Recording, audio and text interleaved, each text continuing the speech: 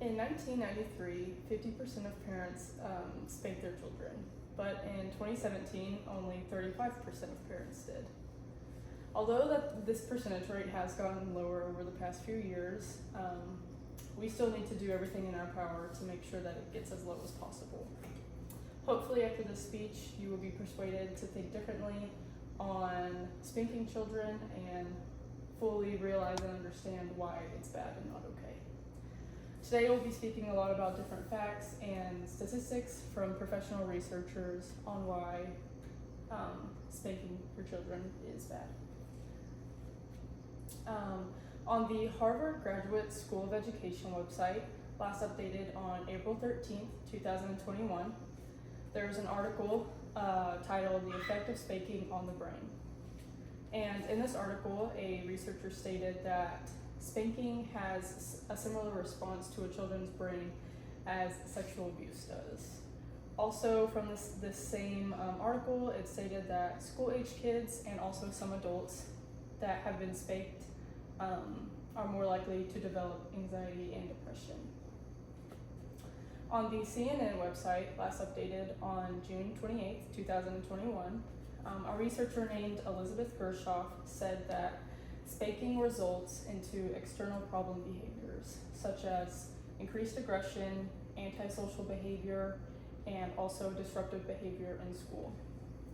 She also stated that parents of the more recent generation have quickly realized and understood that spanking isn't really the best option and it's not solving the situation and problem at hand. So instead of spanking their children, they have resulted in turn to a more positive type of reinforcement, such as setting limits and expectations, rather than slapping, hitting, threatening, and even spanking your children. On the website ct.gov, last visited in 2024,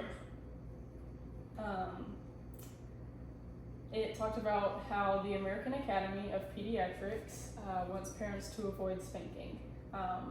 In this article, there was a list of reasons why they believe and felt this way, and some things on that list were that spanking teaches children that it is okay to hit people when they are angry.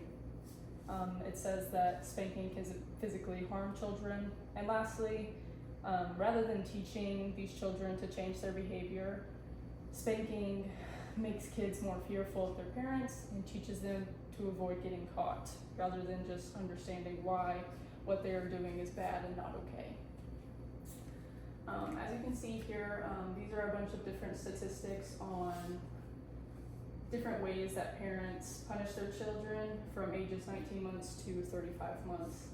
Some of these punishments are explaining to their children, putting them in timeout, toy removal, yelling at their children, and lastly, spanking. Thankfully, in this statistic specifically, spanking is at the bottom of how often these parents use this sort of punishment. Obviously, the end result would be, instead of a 2%, be 0%, but yeah.